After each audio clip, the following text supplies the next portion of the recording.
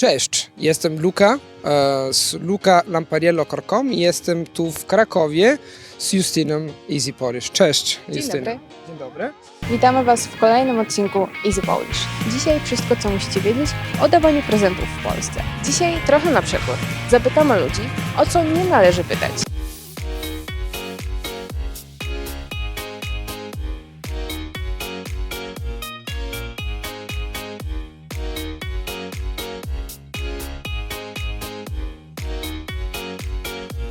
Więc jakie są główne powody nauki polskiego dla obcokrajowców? No myślę, że bardzo często motywacją jest rodzina.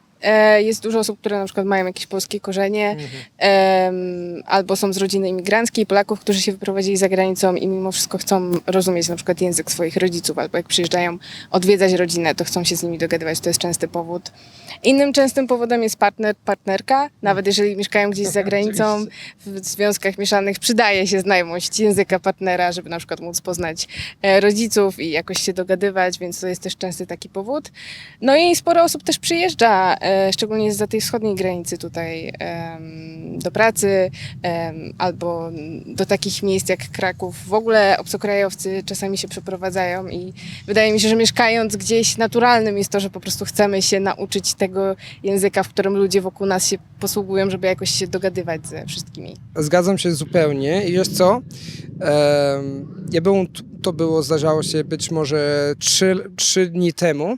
Byłem w sklepu, chciałem kupić gazetę, tak? Gazeta Wyborcza. I okazało się, że był facet tam, tak? I nie wiem dlaczego, ale lubię wchodzić w interakcję z ludźmi w sklepach po angielsku, nawet mimo tego, że mówię po polsku. A potem było troszeczkę dziwne dla niego, bo ten chłopak mówi po angielsku, ale chce czytać gazetę wyborczą. Dlatego spontanicznie zapytał, ale jesteś w stanie to po angielsku, tak? Can you read this? Czy umiesz czytać gazetę wyborczą? I ja po prostu zdecydowałem się odpowiedzieć po polsku, bo inaczej byłoby troszeczkę dziwne. I kiedy zacząłem mówić po polsku, on zmienił, a na początku był troszeczkę surowy i tak, wiesz, a potem, ale piękny mówisz po polsku i wiesz, to było super, bo to nie tylko, to oczywiście tylko jedno przypadek, tak, reakcji ludzi, ale myślę, że nie tylko parę słów już mogą zrobić różnicę, ale jeżeli mówisz w lokalnym języku, ludzie są otwarci, od razu, nagle, tak? Ale myślę, że to jest też kwestia tego, że przez to, że polski jest takim niekoniecznie popularnym językiem, to Polacy bardzo, bardzo to doceniają. Jak ktoś się uczy polskiego i jak potrafi powiedzieć parę słów po polsku, dla nas to jest takie niesamowite, że ktoś wykonał ten wysiłek i mówi do nas po polsku. Polacy zawsze mówią, że nie wszyscy Polacy, ale wydaje mi się, że mają tam wrażenie, że polski jest najtrudniejszym językiem po świecie. Zawsze to mówią, tak? Jeżeli mówisz po polsku, ale dlaczego? Tak, ale dlaczego? Jak? Są ciekawi. Dokładnie.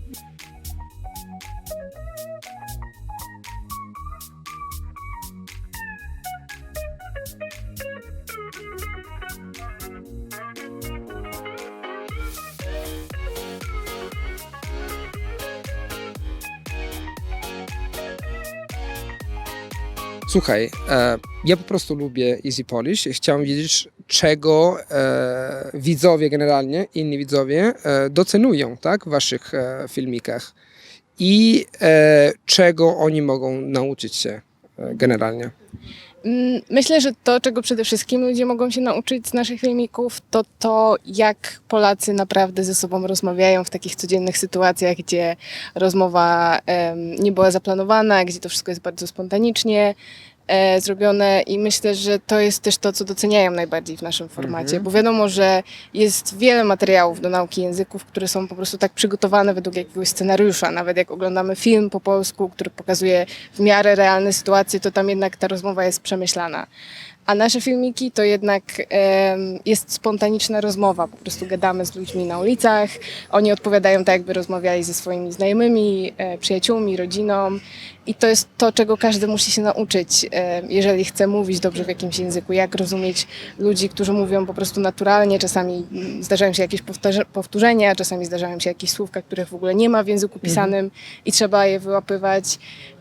I myślę, że to jest to, co jest główną wartością dodaną w ogóle całych Easy Languages, że wychodzimy na ulicę i pokazujemy, jak brzmi język mówiony w codziennym życiu.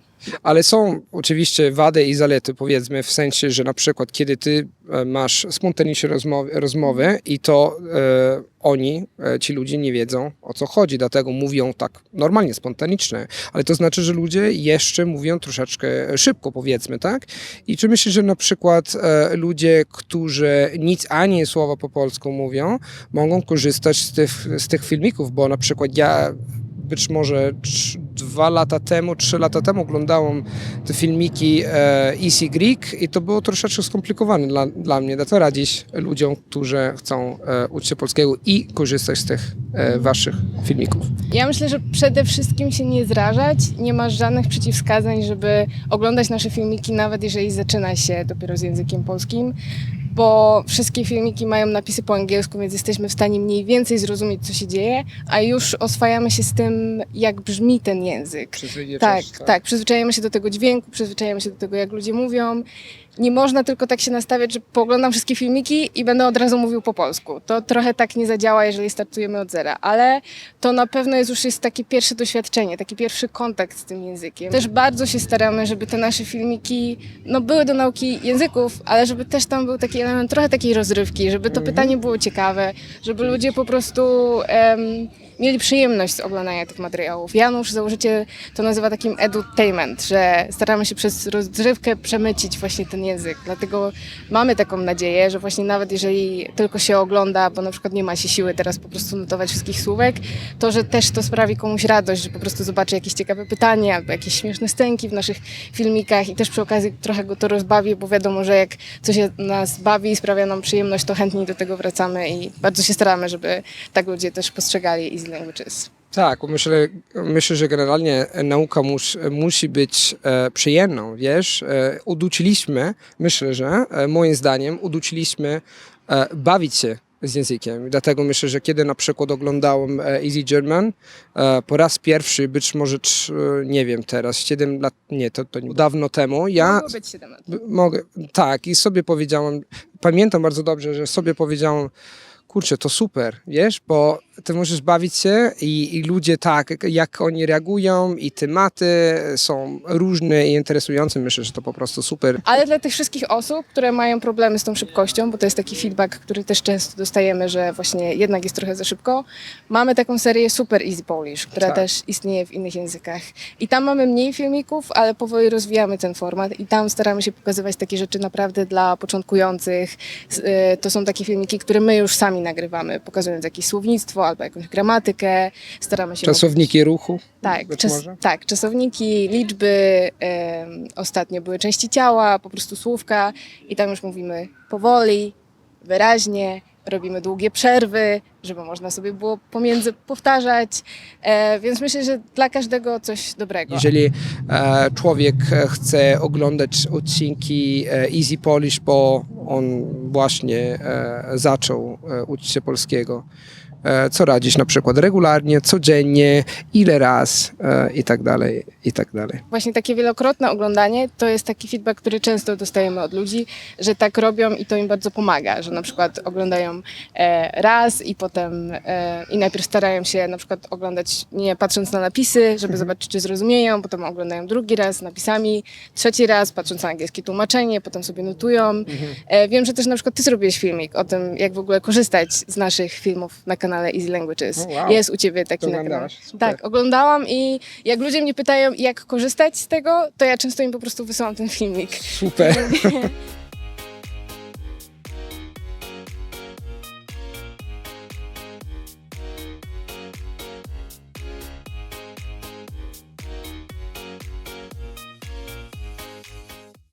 Justyna, jestem bardzo ciekawy, bo już oglądam Easy Polish już dawno i chciałem wiedzieć, jak to wszystko zaczęło faktycznie w rzeczywistości. No to Easy Polish jest częścią w ogóle takiego większego projektu Easy Languages, w którym ekipy z różnych krajów, właśnie tak jak my, wychodzą do ludzi na ulicach, zadają różne pytania i można się z tego fajnie uczyć języków, bo tak jakby słyszymy, jak ludzie się nimi posługują na co dzień. To jak my znaleźliśmy się w tym projekcie wzięło się głównie stąd, że ja chodziłam do szkoły, w której działało takie stowarzyszenie nazywające się The Global Experience, które miało taką dobrą współpracę z niemieckim stowarzyszeniem The Global Experience zarządzanym przez Karinę i Janusza, którzy są założycielami w ogóle Easy Languages. No i gdzieś metodą prób i błędów na przestrzeni lat Janusz i Karina wypracowali sobie ten taki format Easy German, który zaczął się sprawdzać, że te filmiki zawsze mają napisy, że gadamy z ludźmi, że to jest wszystko naturalne. Easy German zaczęło bardzo dobrze prosperować i padła taka propozycja, czy nie chcielibyśmy robić Easy Polish z racji tego, że mieliśmy gdzieś tam jakąś współpracę już ze sobą długi czas i było to dla nas naturalne, że jest to super projekt i chcielibyśmy wziąć w nim udział. I tak już zostaliśmy do dzisiaj, a po czasie zaczęło się to rozrastać coraz bardziej i teraz mamy naprawdę dużo ekip, które w różnych językach robią to, co my i działamy sobie pod tym wspólnym brandem Easy Languages. I cieszę się bardzo. W każdym razie chciałem wam powiedzieć, że ten kanał jest po prostu super, bo ty widzisz w rzeczywistości, jak ludzie mówią na ulicy, tak? I myślę, że nie ma bardzo dużo materiałów, wiesz, gdzie ty możesz po prostu widzieć, jak ludzie na ulicy mówią. Jestem ciekawy, bo wszystko wygląda bardzo ładne i łatwe, ale czasami mogę sobie wyobrazić, że czasami rzeczy, wiesz, są troszeczkę skomplikowane, na przykład kiedy chcesz mówić, rozmawiać z ludźmi z mikrofonem, jak ludzie reagują na przykład. Czy ludzie reagują bardzo różnie? Wiadomo, że to, czego nie widać w filmikach, to ile osób tak naprawdę mówi nie na ulicach i tak jakby w końcowym odcinku widzimy już tylko te osoby, które chętnie udzieliły odpowiedzi, były miłe i sympatyczne, a jak idziemy, to tak 9 na 10 osób zazwyczaj mówi nam nie, ja nie chcę, boję się kamery i to jest okej. Tak jakby dla wszystkich osób, które robią Easy Languages ważne jest bardzo to, żeby rozmawiać z tymi osobami, które rzeczywiście mają radość z tego, że z nami rozmawiają, czują się komfortowo i z czasem chyba po prostu człowiek się przyzwyczaja, że trzeba po prostu iść i pytać ludzi.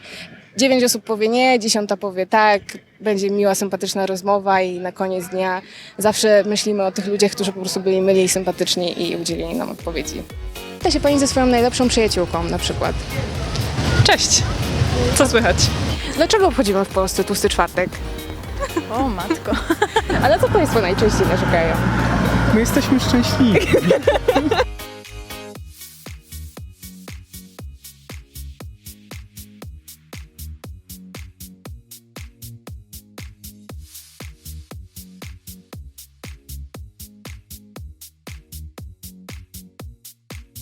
Co jest trudne w języku polskim generalnie dla obcokrajowców? Składnia, czasowniki, wymowa, przedrostki. Myślę, że odpowiedzieć na pytanie, co jest generalnie trudne dla obcokrajowców, jest bardzo trudno, bo dla każdego coś innego będzie trudne. Wiadomo, że dla osoby, która posługuje się innym językiem słowiańskim, nauka języka polskiego będzie całkiem innym doświadczeniem niż dla osoby, która na co dzień posługuje się tylko językiem angielskim i na przykład jeszcze nie uczyła się żadnego języka nigdy wcześniej. Coś, co my często obserwujemy, to na przykład są problemy z wymową, bo w polskim jest dużo takich słów, gdzie na przykład zamienimy jedną literkę i ono już zmienia zdanie. Takim częstym przykładem jest byłem i biłem. Biłem to znaczy dałem się w jakąś bójkę i komuś przywaliłem, a byłem to ten pierwszy czasownik, którego uczymy się być gdzieś. Jest też trochę problemów z tymi słynnymi przypadkami, których jest 7. I niestety trzeba się ich nauczyć. Widzę, że dużo ludzi jak buduje zdanie, to z tyłu głowy próbuje dopasować sobie tą końcówkę. Czasami powiedzą jedną, potem próbują drugą, czy im lepiej brzmi.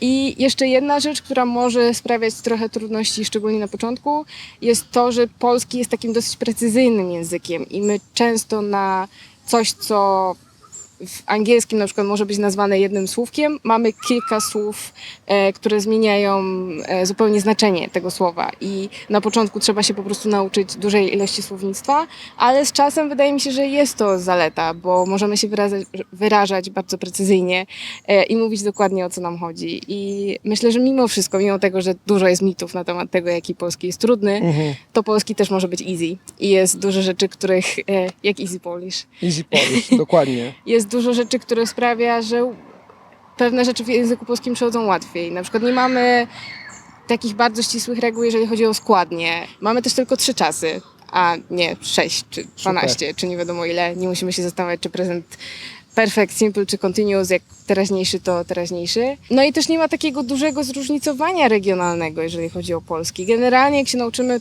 polskiego, to po prostu się dogadamy. I faktycznie, kiedy byłem w Polsce po raz pierwszy, zaskoczyło mnie bardzo, że ludzie mówią w tym samym sposób, na przykład w Krakowie, nie wiem, w Katowice, w Warszawie.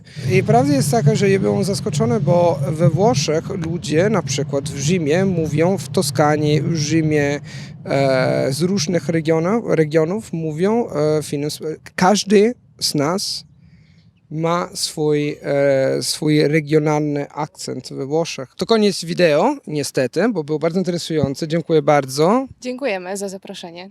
I zrobiliśmy inne wideo dla Easy Polish, tak? Zapytaliśmy ludzi na ulicach Krakowa, dlaczego ich zdaniem warto uczyć się polskiego. Dlatego jeżeli może zastanawiacie się nad nauką tego języka, to serdecznie Wam polecamy, może się zachęcicie. Link do tego filmiku znajdziecie na dole w opisie. Zachęcamy. Zapraszamy. Pa, pa! Trzymajcie się. Pa! Muszę koordynować wszystko. Patrz na kamerę, patrz na ciebie, mikrofon, mówić po polsku poprawnie, który jest problematyczny. Dobra. Ale świetnie Ci idzie. Znajdziecie. Znajdziecie. Pani Panie Justyno. Pani Justyno. Pani Justyno. Będziemy Dobra. tak do siebie chyba teraz mówić do końca życia.